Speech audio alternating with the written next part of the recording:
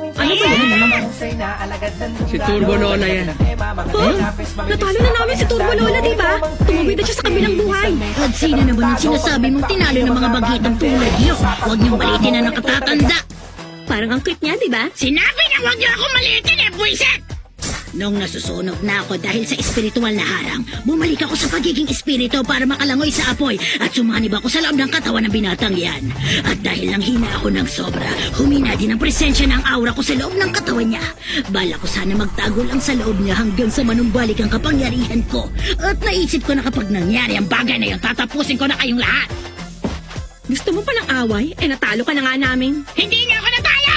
Imposibleng matalo ko na mga katulad niyo lang, tanga!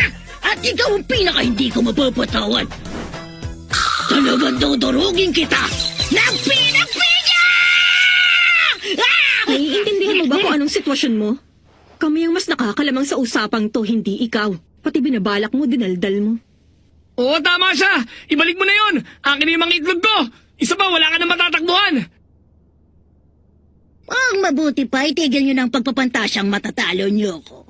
Dahil kapag naglaho ako, mawawala na rin ang pag-asang bumalik ang mga itlog mo. Huh? Sa wakas naintindihan niyo na rin, mga hangal kayo kung anong sitwasyon niyo. Umpisa pa lang, ako na talagang nakalalamang dito, mga gunggong kayong lahat. At ngayon, hoy, Totoy, kumuha ka ng kutsilyo. Tapos patayin mo yung dalawang babae yan at ibabalik ko agad sa'yo, mga itlog mo. Walang hiya Gawin ka! mo na! Wala ka nang ibang magagawa kundi sundin ang mga iutos ko sa'yo. Bilisan mo na at gawin mo na.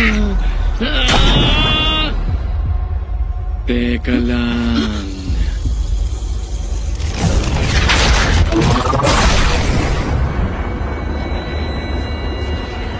Nakaka-stress naman gawin ng bagay na yun.